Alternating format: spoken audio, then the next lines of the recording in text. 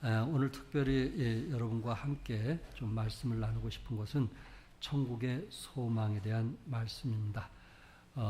사람들이 살아가면서 생활이 편해지고 윤택해지면서 사람들의 소망이 하늘에 두는 것이 아니고 이 땅에 두면서 살아가는 경우들을 볼 수 있습니다.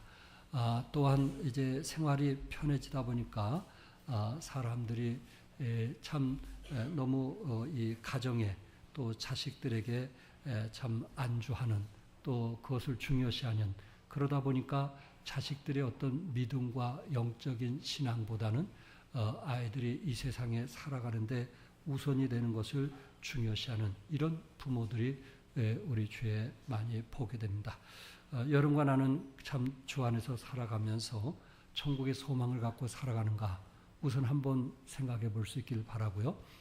우리 자녀들은 어떤 것을 선택하라면 천국의 소망을 위해서 우선순위로 살아가길 원하는지, 그렇지 않으면 이 땅에서 우리 자녀들이 잘 되기를 소원하는지, 우리 자신들이 한번 이 시간에 생각해 볼 수 있기를 바랍니다. 제가 우리 자녀들이 잘 되는 거 지금 나쁘다 그런 얘기는 아닙니다. 단지 지금 우리 마음들이 너무 이 세상에 안주하고 있고 너무 우리 마음들이 이 세상에 빠져 있다는 것입니다. 천국의 소망을 가지고 핍박을 받고 고난을 당하며 주의 십자가를 짊어지고 살아가야 될 우리가 어느 순간 나도 모르게 우리 생활에 안주하면서 참 돈, 집, 그거 공부 이런 것이 너무 우리 삶의 전부가 되고 있다는 거죠. 그러다 보니까 기도 생활 안 하죠. 그러다 보니까 말씀 가까이 하지 않죠. 그러다 보니까 자녀들을 위해서 눈물로 기도하지 않게 되죠. 왜? 마음이 광야처럼 삭막해져 버리기 때문에 그렇습니다. 이제는 자식들 신앙의 문제는 전혀 관심이 없어요. 오로지 공부. 그렇게 우리들이 살아가고 있는 것이 아닌가. 이 생활에, 이 세상에 안주하면서 살고 있지 않는가. 우리 주님은 우리에게 그렇게 말씀하지 않았는데, 성경은 우리에게 그렇게 말씀하지 않았는데, 이 세상에 살면서 자녀들이 하나님께 뭐 돌리라고 했어요? 영광 돌리라고 했는데, 공부를 잘해서 하나님께 영광 돌리라고 했는데, 우리 집사님들이 사업이 잘 돼서 하나님께 뭐 돌리라고요? 영광 돌리라고 했는데, 우리는 하나님께 영광은 멀어져 가고 있고 내 생활에 분주하고 내 만족에 바쁘고 그렇게 한 주 지나오고 있지 않은가. 벌써 이제 참 8월 달이 곧 지나가면 이제 12월 달이 다가오는 이런 상황에 놓이면서 우리의 삶이 어떻게 살아왔는가 한번 좀 생각해 볼 필요가 있지 않는가. 젊었을 때는 비전, 젊었을 때는 영혼, 젊었을 때는 주님, 이렇게 살아했던 우리 참 모습 속에서 지금은 무엇을 우선순위로 살아오고 있는가. 우리 한번 우리 속을 뒤집어서 내가 정말 어떤 삶을 살고 있는가 한번 생각해 볼 필요가 있지 않는가.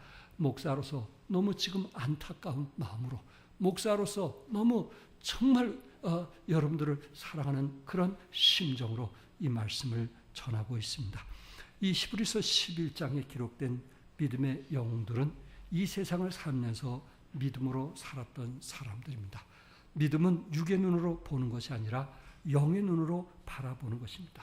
하나님, 예수님, 천국, 이것은 지금 육의 눈으로 볼 수 없지만 그것은 우주의 어느 존재보다도 가장 확실한 실상이기도 합니다.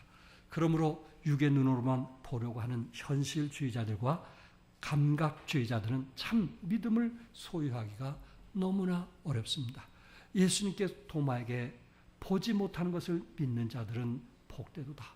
어떻게 보면 우리에게 주신 메시지가 아닌가. 왜? 우리는 너무 보는 것으로만 믿으려고 하기 때문에 그 도마 같은 사람이 있을 수 있다는 것을 주님께서 아시고 보지 못하는 것을 믿는 자들은 복되도다. 이렇게 말씀했고, 사도 바울은 우리가 주목하는 것은 보이는 것이 아니요 보이지 않는 것이니 보이는 것은 잠깐이요 보이지 않는 것은 영원함이라. 보이는 것은 뭐라고요? 잠깐이요. 보이지 않는 것은 뭐라고요? 영원함이라. 혹시 옆에 남편이 있으면 손을 한번 꼭 잡아보세요. 보이는 것은 뭐예요? 잠깐이요. 보이지 않는 것은 뭐라고요? 영원함이라. 아무리 여러분들이 사랑하는 자식이라도 한번 손을 잡아보세요. 보이는 것은 뭐요? 잠깐요. 보이지 않는 것은 뭐라고요? 영원함이라. 이것이 여러분에게 얼마나 와닿고 있느냐? 제가 그것을 묻는 거예요. 모르는 건 아니잖아요. 우리가 영적인 신앙생활에서 얼마큼 내 마음에 터치되고 있느냐? 와닿고 있느냐? 그것을 제가 묻는 것입니다. 카네기 멜론 대학의 컴퓨터 공학 교수 랜디 포시에 대한 이야기입니다. 너무 잘 알려진 이야기입니다. 그가 마지막 강의라는 이제 책이 있는데 46 나이에 말기 췌장암 진단을 받게 되었습니다. 더 이상 병원에서도 치료를 할 수가 없는 것입니다. 그래서 그가 마지막 교수로서 강의를 했는데 그 강의를 담은 동영상이 전 세계에 퍼지면서 1000만이 넘는 사람들을 눈물 짓게 만들었습니다. 또한 그가 쓴 책이 베스트셀러로 1위에 오르기도 했습니다. 그분이 쓴 책 중에 늘 제 마음에 감동을 준 것이 있다면은 벽은 우리의 꿈을 좌절시키기 위해서 존재하는 것이 아니다. 벽은 우리가 그 꿈을 얼마나 절실히 원하는지를 보여주기 위해 있는 것이라고 했어요. 그러니까 그분 인생에서도 46살까지 살았지만 그분 인생에서도 뭐가 있었다는 거예요? 벽이 있었다는 거예요. 벽이. 그런데 이번 얘기는 벽은 우리의 꿈을 좌절시키기 위해서 존재하는 것이 아니라는 거예요. 여러분, 내가 꿈을 이루고자 했을 때 우리가 순간순간 벽이 있고 장애물이 있을 수 있지만은 그 벽과 장애물은 우리의 꿈이라고 하는 비전을 얼마나 절실히 사모하는가, 그것을 보여주기 위한 거라는 거예요. 그러니까 많은 사람들이 살아가면서 장애가 있고 벽이 있으면 돌이키잖아요. 많은 사람들이 그것을 뚫고 나가려고 하는 것이 아니고 그 꿈은 개꿈이기 때문에 돌이키잖아요. 그러나 여러분과 내가 정말 이 꿈이 하나님이 나에게 주신 꿈이라면 어떤 좌절과 낙담할 수 있는 그런 장애가 있다 할지라도 우리는 전적인 하나님을 신뢰하면서 그 벽을 뚫고 나가는 게 우리 믿음의 사람들 아니겠는가. 이분이 아주 의미 있는 얘기를 했어요. 그러면서 그분이 그 책자 속에서 자기가 마지막 46에 죽어가는 그 교수를 한번 생각해 보세요. 여러분, 그 심정이 어떻겠는가. 이분이 정말 미국에 너무 잘 알려져 있고 또 이제 돈도 많이 번 사람인데 46세 췌장암으로 그가 죽어가면서 마지막 한 얘기가 뭔지 아십니까? 행복한 삶은 정말로 이 순간에 존재한다. 행복한 삶은 정말로 이 순간에 존재한다. 이렇게 말을 했어요. 그가 죽음 앞에 두고 그 사람은 진정한 행복은 이 순간 존재한다. 이렇게 말했어요. 그가 사람들은 이 죽음 앞에 있을 때 내가 어떻게 살아왔는가. 그거에 따라서 자신이 행복할 수도 있고 불행할 수도 있다는 것입니다. 무엇을 위해서 살아왔는가? 나 자신을 위해서 살아왔는가? 어떤 사람은 평생 살면서 살 빼다가 죽는 사람 있더라고요. 못 빼다가? 그 사람은 태어났을 때부터 못 빼기 위해서 태어난 사람이야. 그것을 위해서는 엄청난 시간을 투자하는 거예요. 근데 영의 세계를 위해서는 시간을 투자하는 거예요. 알지 않아요? 자신을 위해서는 그렇게 시간을 많이 투자하면서 하나님 나라를 위해서는 시간이 아까운 거예요. 이 사람은 죽음 앞에서 어떻게 하겠어요? 행복하겠어요? 행복하겠어요? 불행한 거죠. 불행한 거죠. 우리도 이 사람의 고백처럼 정말 죽음 앞에 나는 행복한 사람이 될 수 있었는가? 그것은 내가 영의 세계를 위해서 살아왔는가? 나의 육신을 위해서 살아왔는가? 우리가 한번 생각해 볼 필요가 있다는 것입니다. 오늘 본문 11장 38절에서는 우리에게 뭐라고 말씀했냐면 이런 사람은 세상에 뭐하지 못하느니라, 감당하지 못하니라, 이렇게 말씀했어요. 저들은 내일을 위해서, 미래를 위해서, 더 좋은 본향을 위해서 조롱과 채찍질과 결박과 옥에 갇히기도 하고 시련을 받기도 하고 돌에 치기도 하고 톱으로 켜기도 하고 시험과 칼로 죽임을 당하기도 하고 이런 궁핍과 환난과 학대를 받으면서도 저들은 끝까지 믿음으로 살아왔어요. 결국 저들은 세상에 뭐하지 못한 자들이었어요? 감당하지 못하는 사람이었다. 왜? 그들은 주님을 위해서 끝까지 핍박과 어려움이 온다 할지라도 더 좋은 본향을 위해서 살았기 때문에 그렇습니다. 여러분과 나의 삶은 지금 어디를 위해서 살고 있는 것 같아요? 더 좋은 본향을 위해서 살고 있다는 것은 알고 있어요. 그러나 내 삶의 그 액션, 내 삶의 어떤 행동하는 그런 모습을 보면 더 좋은 천국을 위해서 살고 있는가? 내 생활에 오로지 안주하기 위해서 시간을 더 많이 투자하면서 살고 있는가? 우리 자식들은 지금 내가 죽는다면 어떻게 살 것인가? 과연 그나마 내가 가진 믿음을 사수하면서 그리고 영향을 미치면서 살 것인가? 내가 죽은 후에는 하나님을 떠나서 살 것인가? 하는 것을 한번 생각해 볼 수 있는. 왜? 내가 가는 것이 더 좋은 천국이요 본향이라면 나만 가서는 안 되잖아요. 나만 가서는 안 되잖아요.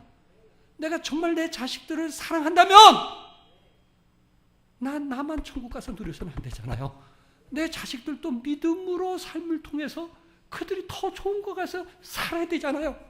이 땅에 보이는 것은 잠깐이요, 보이지 않는 것은 영원이라고 우리가 말을 하면서 내 자식들은 보이는 것을 위해서 살도록 하고 나는 보이지 않는 것을 위해서 산다면 이것은 무언가 잘못된 신앙이 아니겠느냐 하는 것입니다.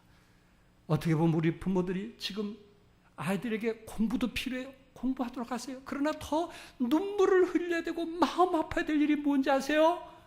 영적인 성숙 문제예요. 인생의 가치관에서 바른 가치관을 가지고 살게 해주는 거예요.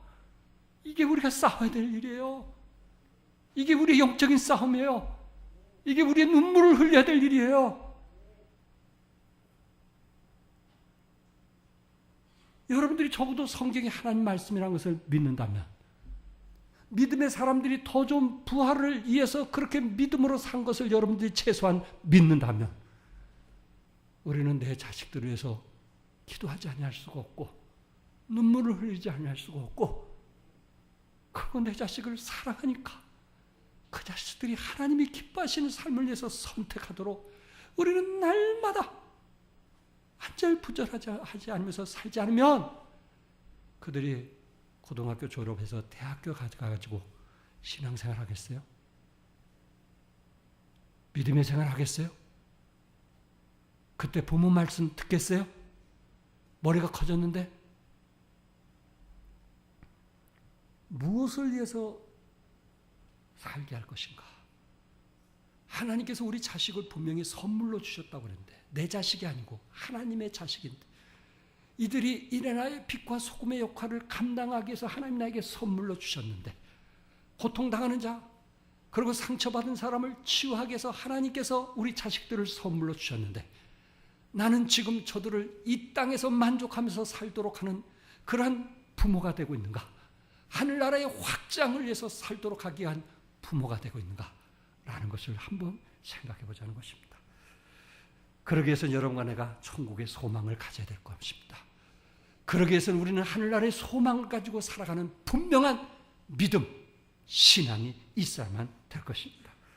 천국을 위해서 살아가는 사람은 죽음을 준비하는 사람들입니다. 늘 죽음을 준비하면서 내일 죽는다 할지라도 내 마음에 하늘에 소망이 있음을 다시 한번 생각하고 믿음으로 살아가는 것이 필요하다는 거예요. 13절에 이 사람들은 다 믿음을 따라 죽었으며 약속을 받지 못했을 때 그것들을 멀리서 보고 환영하며 또 땅에서는 외국인과 나그네임을 증언하였으냐고 했어요. 이 사람들은 믿음을 따라 죽었고 약속을 받지 못했을 때 그것들을 멀리서 보고 환영했다, 이렇게 말씀을 하고 있어요. 하늘에 소망을 둔 사람들은 죽음을 생각하며 살아가는 사람들입니다. 믿음을 따라 죽었다는 말은 믿음 안에서 죽었다는 말입니다. 죽는 순간까지 저들은 하나님의 약속을 붙잡고 살았다는 것입니다. 여러분, 이 종말관에는 크게 두 가지로 본다면 개인적인 종말과 우주의 종말이 있습니다. 우리에게는 각자 개인의 종말이 있습니다.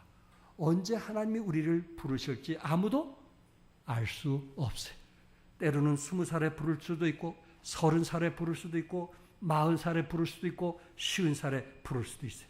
언제 우리는 부를 줄 몰라요. 그것이 우리는 개인의 종말이라고 얘기합니다. 또한 주님의 재림이 오늘에도 구름 타고 오시면 우리는 손 털고 주님 앞에 가야만 되는 것입니다. 어느 누구도 손 털지 않고 이 땅을 사랑해서 이 땅에 남아있을 사람은 아무도 없습니다. 우리는 손 털고 가야만 됩니다. 그래서 개인적인 종말은 두 번의 죽음이 있는데 이 개인적인 종말의 첫 번째 죽음은 육신이 죽는 겁니다. 육신의 죽음은 누구도 피할 수가 없습니다. 유엔에서 제공하는 자료에 의하면 하루에 죽는 사람이 약 15만 명이라고 합니다. 15만 명. 그러니까 지구가 70억이라고 하면 하루에 몇만 명씩 죽어요? 15만 명씩 죽어요. 그 중에 누가 죽을지 아무도 알 수 없어요. 그러나 일본에서는 하루 평균 100명이 자살한다고요. 하루에 몇 명씩 자살한다고요? 100명씩 한번 생각해 보세요. 눈 뜨고 일어나면 옥상에서 뛰어내리고 강물에 빠져 죽고 이런 사람들이 100명이에요. 100명. 우리나라 통계를 보니까 자살하는 통계를 보니까 2009년도의 통계를 보니까 하루에 42명이 자살을 해요. 우리나라도 하루에 몇 명? 42명. 5천만 명뿐이 안 되는 그 나라에 하루에 42명이 자살해요. 단지 우리가 감사한 것은 내 남편, 내 자식이 아닌 것만 감사할 뿐이지 이 자녀들에게도 항상 자살하고자 하는 충동은 갖고 있다라는 거예요.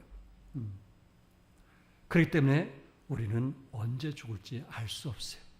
그리고 주님이 오늘에도 오시면 우리는 털털 털고 가야만 됩니다. 창세기 5장에 아담이 930세를 향수하고 죽었더라. 셋이 912세로 향수하고 죽었더라. 에노스가 905세 향수하고 죽었더라. 게논이 910세 향수하고 죽었더라. 에녹이 365세를 향수하고 죽었더라. 무두셀라가 969세를 향수하고 죽었더라. 라멕은 루아를 낳았고 777세를 향수하고 죽었더라. 창세기 5장은 계속 자식을 낳고 향수하고 죽었더라. 이것이 창세기 5장에 기록된 메시지. 자식을 낳고 향수하다가 뭐였더라? 죽었더라. 그러니까 여러분도 자식을 낳았어요. 그리고 향수했어요. 뭐만 남았어요? 죽었더라. 결국 우리도 죽게 될까요? 안 죽게 될까요? 우리도 죽게 되는 거예요. 우리도 죽게 되는 거예요. 교통사고로 죽어가는 사람들이 얼마나 많은지, 자살로 죽은 사람 빼놓고 교통사고로도 죽어가는 사람이 우리 주위에 얼마나 많아요. 우리는 죽음을 대비하는, 그래서 하나님이 기뻐하시는 것이 무엇인가 그 일을 살아가는, 그것이 천국을 위해서 살아가는 사람들이 아닌가. 또한 죽음은 육신의 죽음으로 끝나는 것이 아니고 영의 죽음이 있다는 것입니다. 우리 육체가 한번 죽으면 끝나면 좋은데, 죽으면 끝나면 좋은데, 그럼 이 세상 마음대로 살다가 끝나면 좋잖아요. 그런데 우리에게는 무슨 죽음이냐면은 영적인 죽음이 있다는 것입니다. 육은 흙으로 돌아가지만 우리 영은 하나님 앞에 가게 되는데, 히브리서 9장 27절에 한번 죽는 것은 사람에게 정해진 것이요 그 후에는 뭐가 있어요? 심판이 있으리라. 그 후에는 심판이 있겠다는 말씀은 우리 영혼에 대해서 육신을 두고 얘기하는 것이 아니고 우리 영혼에 대해서 하나님께서 심판하시겠다는 말씀 아니에요? 그러니까 육신은 흙으로 왔기 때문에 흙으로 돌아가는 거예요. 그런데 이 영은 하나님으로부터 왔기 때문에 어르신네들이 돌아가셨다는 말을 해서 돌아가셨다. 그 영혼이 온대로 다시 돌아가는 거예요. 그래서 하나님 앞에 우리의 영혼이 심판을 받게 되는 것입니다. 우리는 그 심판 앞에 나는 정말 천국의 소망을 가지고 살아왔는가? 나는 이 땅에 안주하면서 살아왔는가? 나는 주님을 위해서는 시간 낼 시간이 없다고 하면서 나 자신과 자식들을 위해서는 엄청난 시간을 투자하면서도 주님을 위해서는 시간 내기가 두렵고 무서운 그런 삶을 우리가 살아가고 있지 않는가? 성경은 그의 뭐와 뭐를 구하라 했어요? 성경 그의 뭐와 뭐를 구하라 했어요? 너희는 먼저. 모르는 사람 있으면 손 들어봐요. 그런데 내 삶에서는 아니에요. 그의 나라와 그의 의를 구하면 하나님 우리 자식들을 형통하게 하고 잘해주겠다고 했는데도 아닌 거예요. 아닌 건 아닌 거예요. 영적인 일보다도 육신적인 일에 시간을 더 많이 투자해요. 성경은 나와 관계가 없는 거예요. 생활 속에서 성경은 예수님은 나와 관계없는 거예요. 내 생활이 우선이 돼요. 그것이 우리의 모습들이 아닌가. 그러나 반드시 그 후에는 뭐가 있으리니? 심판이 있겠다. 반드시 그 후에는 심판이 있겠다. 여러분이 집사님의 일을 했던, 안수희 집사님의 일을 했던, 구역장님의 일을 했던, 반드시 여러분에게는 심판이 있겠다. 이렇게 말씀했어요. 탤런트 최진실 씨, 제가 좋아하는 형인데 이분이 자살을 했어요. 참 우리 모든 국민의 마음을 아프게 했어요. 그렇게 예쁘게 잘생긴 아가씨가 왜 죽었는지 모르겠어요. 얘기 듣기로는 사채업자라는 인터넷의 악플 때문에 자살했다. 그런 얘기도 했고, 우울증을 앓았기 때문에 자살했다. 그런 얘기도 했어요. 가끔 그 아들과 딸이 TV에 노래 부르러 나올 때 참 불쌍한 마음을 갖게 돼요. 돈이 있고 없고 떠나서 최진실이 자살했다는 그것 때문에 자식들이 볼 때마다 마음이 아픈 거예요. 근데 신문 칼럼과 사설에 두 가지 제목이 있었는데, 첫째는 최진실 미안하다라는 글귀였어요. 다시 말해서 이분의 자살은, 이것은 그분의 책임이 아니고 사회의 공동 책임이다. 사회가 그렇게 만들었기 때문에 그가 자살하지 않았냐 하는 얘기였어요. 또 한 곳에서는 뭐라고 얘기했냐면은, 최진실 씨 그쪽은 탈출구가 아닙니다라는 얘기했어요. 그쪽은 탈출구가 아닙니다. 아무리 괴롭고 아무리 힘들고 아무리 사채업자가 악플을 달았다 할지라도 당신이 신앙생활하는 사람으로서, 교회 다니는 사람으로서, 또 믿음의 어떤 사람을 닮고자 했던 당신이 그렇게 자살해서는 아닙니다. 그쪽은 탈출구가 아닙니다 하는 이야기였어요. 아무리 힘들고 어려워도 하나님을 의지하면서 당신이 이겨나가야 승리하는 사람인데 왜 자살을 하고 말았습니까 하는 이야기였어요. 그가 얼굴 잘생긴 사람도 뭐 할 수 있다는 거예요? 그러니까 너무 얼굴 예쁘게 하려고 하지 마세요. 자살할까 봐 나 걱정돼. 여러분, 돈 많은 사람도 뭐 할 수 있어요? 자살할 수 있어요. 돈 하지 마세요. 결국 돈이나 침대나 집이 우리의 인생을 해결해 주지 않는다는 것을 우리 주위에서 많이 교훈하고 가르쳐 주는 거 아니겠어요? 여러분들은 어떠한 일이 있어도 그쪽은 탈출구가 아니라는 것을 기억하시고, 아무리 힘들고 어렵더라도 하나님 의지하면서 승리하고 이기시기 바랍니다. 이게 우리 믿음의 사람의 특징이 아니겠어요? 왜 이겨야 되는가?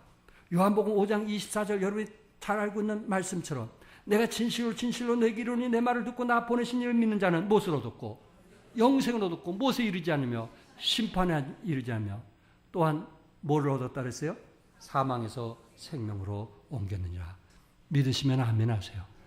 우리는 육신은 흙으로 돌아가지만은 우리의 영혼은 하나님 앞에 가서 심판을 받게 되는데, 예수님을 믿는 사람은 영원히 영생 복락을 누리지만, 예수를 믿지 않는 사람은 지옥에서 영원히 살게 된단 말이에요. 죽음 때에는 반드시 영생이 있단 말이에요. 우리 자식들이 그거 압니까? 수학 하나 더 알다가 고통당하는 것보다도, 수학 하나 더 모른다 할지라도 영생은 얻어야 될 거 아니에요.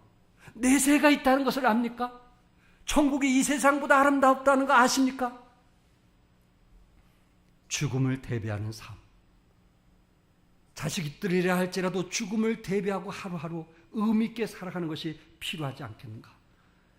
바벨론의 포로로 잡혀간 다니엘과 세 친구는 죽음을 대비하면서 살았던 사람입니다. 느부갓네살 왕, 바벨론 왕이 금신상을 세워놓고 이 금신상에 절하지 않으면 어디 속으로 집어넣겠다 그랬어요? 어디 속에? 세 친구에게 다니엘은 사자굴이고 세 친구에게 풀물 속에 집어넣겠다고 했어요. 그랬더니 세 친구가 이렇게 말을 했어요. 다 같이 한번 읽어보겠어요. 시작. 사드락과 메삭과 아벳누고가 왕에게 대답하여 이르되 느부갓네살이여 우리가 이 일에 대하여 왕에게 대답할 필요가 없나이다. 왕이여 우리가 섬기는 하나님이 계시다면 우리를 맹렬히 타는 풀불 가운데에서 능히 건져내시겠고 왕의 손에서도 건져내시리다. 그렇게 하지 아니할지라도 왕이여 우리가 왕의 신들을 섬기지도 아니하고 왕이 세우신 금신상에게 절하지도 아니할 줄을 아옵소서. 여기 세 친구는 우상숭배 그 금신상에게 절하지 않아서 내가 죽는다 할지라도 하나님이 나와 함께 할 것을 믿었어요. 그들은 죽음을 두려워하지 않았어요. 그들은 내세를 더 좋아했어요. 하나님의 영광을 위해서 죽는 것을 기뻐했단 말이에요. 하나님의 영광을 위해서 고난받는 것을 더 좋아했단 말이에요. 왜? 더 좋은 천국이기 때문에. 왜? 더 좋은 하나님이 계시기 때문에 그렇습니다. 그들은 죽음을 준비한 사람이 아닐까요? 그래서 오늘 본문에서 말씀한 것처럼 이 사람들은 그 히브리서 11장 13절에 이 사람들은 다 믿음을 따라 죽었으며 약속을 받지 못했을 때 그것들을 멀리서 보고 뭐 했다 그랬어요? 환영했다. 환영했다는 말은 다른 말로 기뻐했다. 믿음의 사람들은 기쁘게 죽을 수 있었던 것을 보게 됩니다. 기쁘게 죽었던 거예요. 사랑하는 성도 여러분, 그러므로 우리는 과거에 얽매여 살지 말고 미래를 향해서, 아니 영적인 내세관을 위해서 참 믿음으로 달려가는 가족들이 되었으면 하는 것이 저의 개인적인 마음입니다. 최근에 출간된 가슴이 시키는 일이라는 책이 있어요. 세계 최고령 마라톤 완주자 파우자 싱이라는 할아버지의 얘기입니다. 이 파우자 싱이라는 할아버지가 아마 70이 넘도록 부부와 같이 살다가 아내가 일찍 주님 품 안에 갔던 것 같아요. 그가는 여러분 사랑했던 아내를 잃게 됐을 때 누구는 뭐 화장실 가서 좋아한다고 그러는데 이 정상적인 사람은 그럴 수가 없는 거예요. 참 마음이 아팠어요. 밥맛이 없는 거예요. 잠이 안 오는 거예요. 잠이 안 오고 하루하루 사는 게 아니에요. 한 달 지나고 두 달 지나고 석 달 지나고 세월을 가면서 자꾸만 몸이 쇠약해지고 나약해지는 거예요. 그러면서 아내와 함께했던 공원에 찾아가서 아내를 생각하고 아내와 손잡았던 것을 생각하고 아내와 덕담을 나눴던 것을 생각하면서 그리고 다시 돌아와서 잠자고 먹는 둥 마는 둥 하고 또 공원에 가서 또 있다가 들어오고. 할아버지가 얼마나 할머니를 사랑했는가 하는 것을 아시겠죠? 꼭 저를 보는 것 같은 할아버지 모습이었어요. 뭐 안 믿는 눈치 같아. 그런데 할아버지가 하루는 너무 힘들어서 이제 그 벤치에 누워 있는데 젊은이 20대들이 말이요. 한 20-30명이 마라톤하고 그 길가로 뛰어가는 거예요. 그러면서 할아버지가 뭐라고 얘기하냐면 자기도 지치고 힘드니까 나도 저렇게 젊은이처럼 살았으면 좋겠다.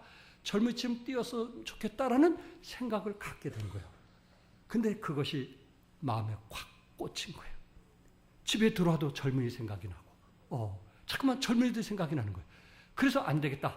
나도 젊은이처럼 한번 이제는 과거에 내가 아내를 사랑해서 그렇게 슬프고 아프지만 과거에 매여 있는 것보다는 미래를 위해서 좀 달려가 봐야 되겠다. 그런 생각을 하고 공원을 뛰기 시작했어요. 그래서 공원을 뛰면서 그 사람 마음속에 어떤 생각을 가지면 나도 한번 마라토너가 되어서 마라톤 할 때 완주 한번 해보겠다. 마라토너가 돼보고 싶었던 소원을 갖게 된 거예요. 1년 동안 연습을 했습니다. 그리고 그가 연습을 한 후에 그 마라톤에 출전을 하기 위해서 런던 마라톤 대회에 나갔던 거예요. 그분 나이가 그 당시 놀라지 마세요. 89살이었어요. 89살 한번 손 들어보세요. 우리 할머니, 할아버지. 89살. 많은 사람들이 말렸어요. 당신은 도중 하차할 겁니다. 당신은 중간에 그러다가 죽을 겁니다. 그런데 89살 되신 할아버지가 아니다. 이렇게 하지 않으면 내가 내 아내를 잊지 못하고 평생 그렇게 살 것이다. 나는 미래를 향해서 뭔가 살 것이다. 89살에 도전했어요. 다른 사람은 42km가 조금 넘는 곳에 2시간 만에 들어왔는데 이분은 6시간이 넘도록 해가지고 완주를 한 거예요. 완주. 중요한 것은 끝까지 뭐 했다는 거예요? 달렸다는 거예요. 몇 살에? 그가 구덕현 집사님이 아직도 뭐 하셔? 젊으셔. 청춘이야. 그분에 비하면 청춘이야. 그래가지고 완주를 한 후에 그 다음에 이분이 다시 마라톤에 도전을 했는데 그 마라톤을 캐나다 토론토에 가서 마라톤 대회를 했는데 도전을 했어요. 2003년도에 그분이 몇 살 때 도전을 했냐면은 92살에. 어우 세상에. 몇 살에? 92살에. 이야, 92살에. 우리 할머니 중에 지금 나오신 분이 92살 할머니 계세요. 92살에 마라톤 하셨다는 거예요. 그거 아프다는 얘기 하지 마요. 마라톤 했다니까. 92살에. 그래가지고 이분이 92살에 마라톤 했는데 1시간이나 앞당긴 5시간 40분 만에 완주한 거예요. 92살에. 나도 92살에 한번 마라톤 해보겠다. 한번 손 들어보세요. 아니 얼마나 멋있어요.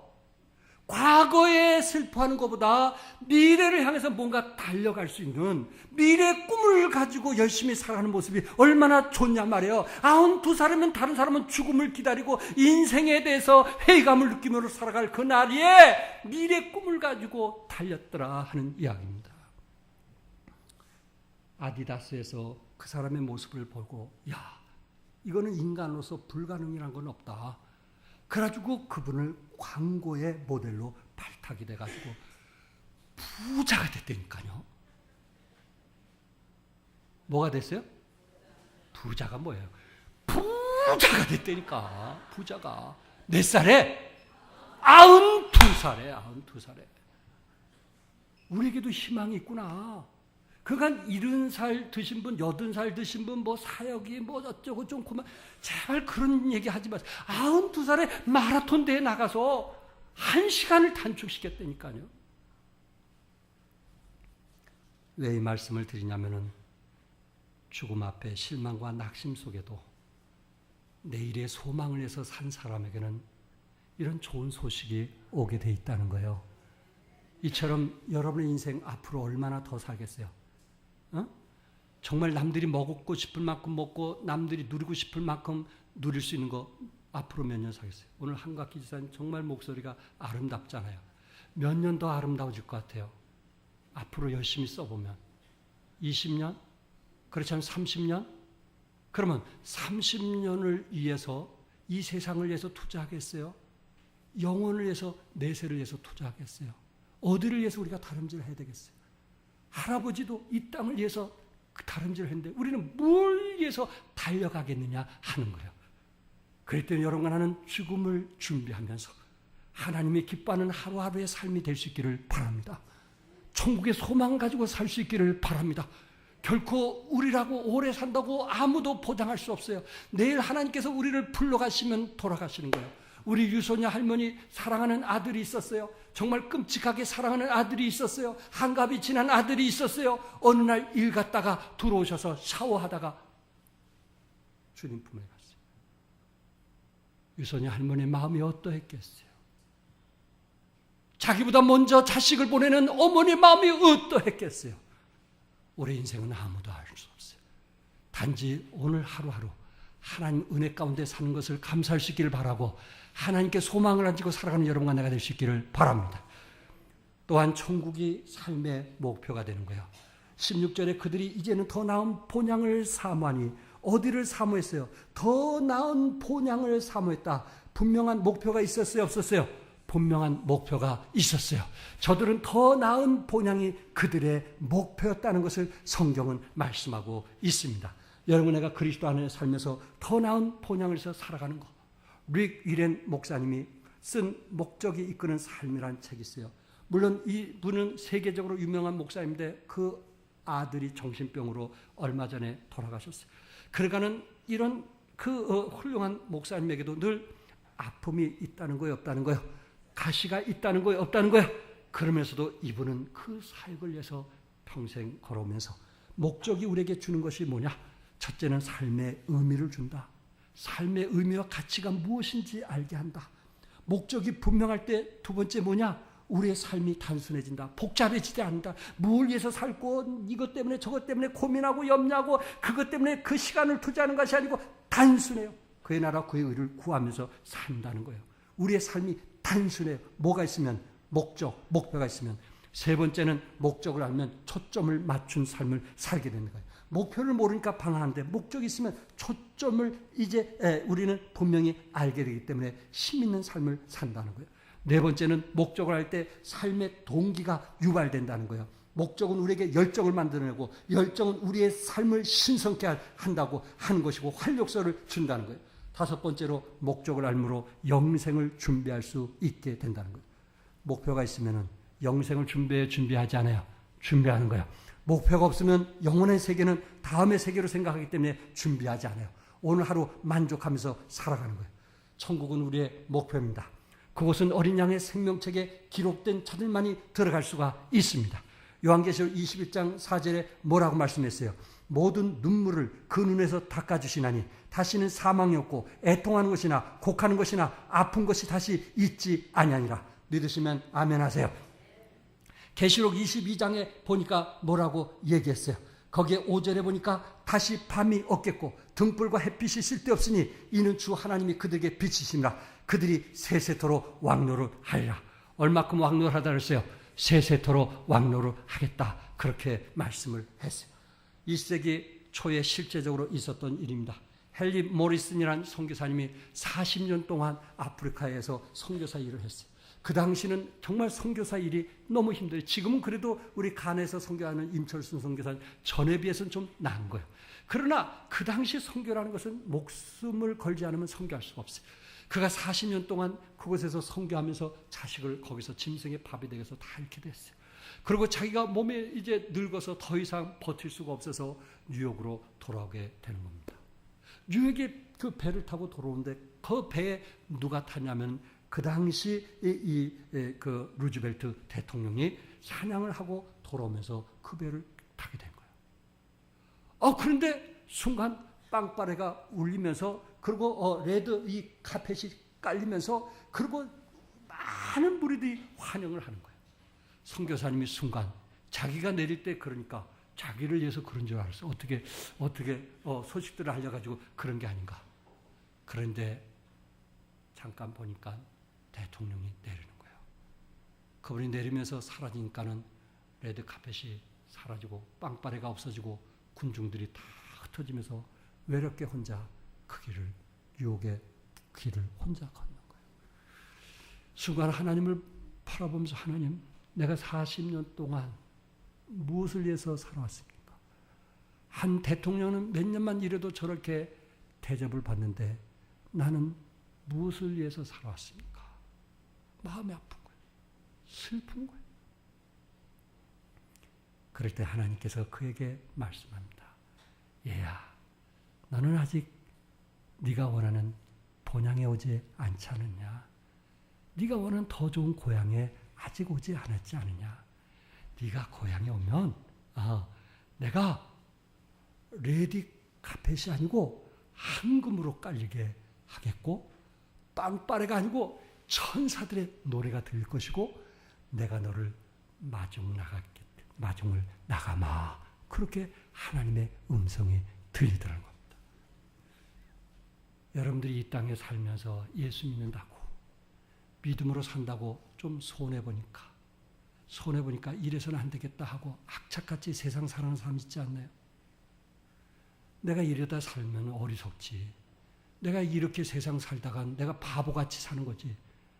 그래서 친구들 만나러 다니고 누구 사귀기도 애쓰고 세상의 시간을 그렇게 투자하고 있지 않나요? 왜? 이렇게 살다 난 바보같이 사니까. 선교사님과 같은 생각이 들지 않아요? 그러나 그 선교사는 40년 동안 더 좋은 본향을 해서 살았기 때문에 하나님께서 그분을 위로해 주시는 거예요. 하나님 그를 위로해 주시는 거예요. 나는 무엇을 소원을 두고 살아왔는가? 무엇을 위해서 투자했는가? 우리 자신을 한번 생각해 볼 필요가 있지 않느냐 하는 것입니다. 천국을 바라보며 믿음으로 살아갈 수 있기를 바랍니다. 천국을 바라보며 여러분과 내가 더 나은 본향을 위해서 사는 사람은 결국 세 번째 뭘로 살아가는 사람이요? 믿음으로 살아가는 거예요. 종안선서 침례교회 식구들은 뭘로 살아가는 거예요? 믿음으로 사는 거예요. 의인은 무엇으로 사는 것이라 했어요? 믿음으로 사는 거예요. 의인은 돈으로 사는 게 아니에요. 응? 의인은 세상에 어떤 사업으로 사는 게 아니에요.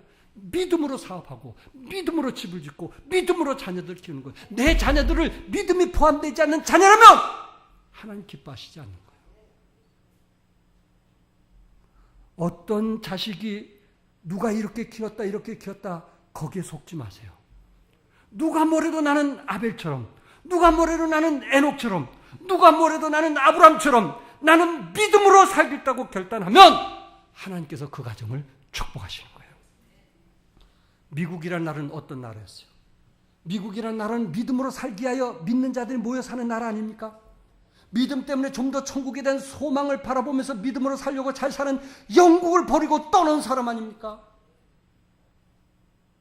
미 대륙에 와서 영국에 있으면 편할 건데 자식들 좋은 대학에 들어갈 것인데 그곳에서 사업도 해도 남들보다 부럽지 않게 살 것인데 그곳에 내 집 있고 내 고향 있고 내 친척 있고 내 모든 사람이 있는데 그 모든 것을 버리고 미 대륙지를 위해서 쫓아온 사람들이 이유가 무엇일까요? 돈 때문일까요? 사업 때문일까요? 무엇 때문에? 믿음. 오로지 하나님을 마음껏 찬양하고 주님을 사랑하면서 주님을 섬기기 위해서 영국의 안락과 평안과 출세를 포기하고 떠나온 것이 미국이라는 나라입니다. 미국에는 돈에다가도 우리는 믿음으로 산다라는 글이 적혀 있었어요. 우리는 뭐로 산다? 모든 돈에 그렇게 박혀져 있어요. 우리는 뭐로 산다? 믿음으로 산다. 다시 자, 나도 믿음으로 산다. 이쪽이 좀 적어. 나도 믿음으로 산다. 저쪽은 더 적어. 나도 믿음으로 산다. 조 집사님 더 적어. 조 집사님만. 나도 믿음으로 산다. 아휴, 나보다 젊어가지고 이렇게 목소리가. 채성이 자매가 하면 그보다 소리가 큰 것 같아. 나도 무엇으로 산다? 믿음으로 산다. 돈에다가 그렇게 적기 때문에 우리는 믿음으로 산다. 왜? 그들은 믿음을 위해서 미국 땅에 왔기 때문에 모든 것을 포기할 정도로 그들은 미국 땅에 왔기 때문에 더 나은 본향을 위해서 살아가는 사람은 믿음이 필요한데 믿음은 언제나 위기에서 길이 열리는 것입니다. 믿음의 사람은 모든 위기가 기회가 되는 것입니다. 야곱에게도 위기가 있었고 또한 아브라함에게도 이기가 있었고 노아에게도 이기가 있었고 다니엘에게도 사자굴에 이기가 있었고 사드락과 메삭과 아벳느고도 풀문불에 이기가 있었고 또한 이스라엘 백성들이 홍해를 건너는 위기가 있었고 요단강을 건너는 위기가 있었고 사막을 건너는 위기가 있었지만은 저들이 믿음을 선택했을 때 하나님을 기쁘게 하는 믿음을 선택했을 때 하나님께서 구름기둥과 불기둥으로 지켜주시고 하나님께서 저들을 가나안 땅으로 축복하심을 믿으시기 바랍니다. 믿음! 그들이 애굽에 있었다면 좋은 교육 속에서 저들이 잘 나갔을 것인데 그들이 모세를 따라 순종하고 따르게 됐을 때 모든 것을 포기하게 되었을 때 애굽은 멸망했을지라도 하나님은 지금까지 이스라엘 백성들을 축복하신 거 보세요. 세계 미국의 70% 80% 돈을 쥐고 있는 사람이 유대인인 거 아시죠? 하나님이 아직까지 그들을 붙들고 있는 거 보세요. 왜? 저들은 하나님을 믿고 있기 때문에 그렇습니다. 사랑하는 성도 여러분, 우리가 하나님을 믿으면 하나님은 우리에게 위기가 있을 때 하나님은 길을 열어주시고 위기가 있고 어려움이 있을 때 하나님은 우리를 축복하심을 믿으시기 바랍니다. 하나님은 우리의 뭘 보신다고요? 여러분 가정에서 뭘 보신다고요? 여러분 자식을 키울 때 뭘 보신다고요? 믿음을 보는 겁니다. 내 이웃집 사람은 믿음 없이 사는 거 여러분 부러워하지 마세요. 믿음 없이 자식 키우는 거 부러워하지 마세요. 우리는 오로지 믿음으로 키우는 거예요. 그래서 믿음으로 키워서 하나님께서 어떻게 축복하신지 여러분 삶에 체험하는 여러분과 내가 될 수 있기를 바랍니다. 기도하겠습니다. 믿음. 부모가 가졌던 믿음, 젊었을 때 가졌던 믿음, 그 믿음 다 어디가 있어요?